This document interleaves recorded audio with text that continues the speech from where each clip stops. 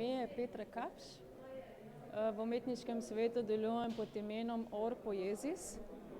In to delo sem poimenovala prerokba, v angleščini Oracle.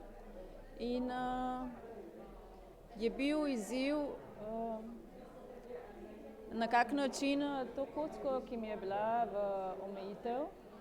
V resnici ne maram zaprtih prostorov in zato sem takoj začela razmišljati, na kak način jo razširim nekam v neskončnost. In zato sem potem postopoma pričela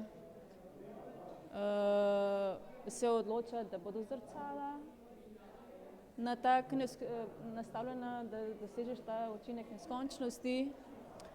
In pa seveda kamen, ki je osrednji akter tega dela. Sama verjamem, sama se zelo veliko z kameninami ukvarjam in verjamem, da kamenine v resnici niso nema bitja, ampak skrivajo tako našo preteklost, kot pa tudi prihodnost. In zato tudi ta naslov prerokba.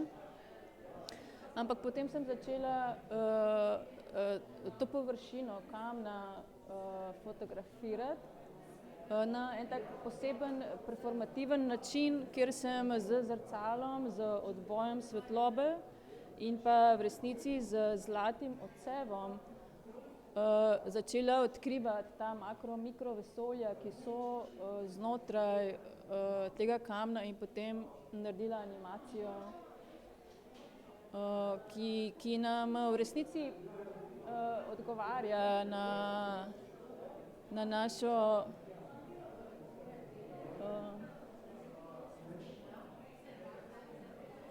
prihodnost nas samih in pa prihodnost planeta.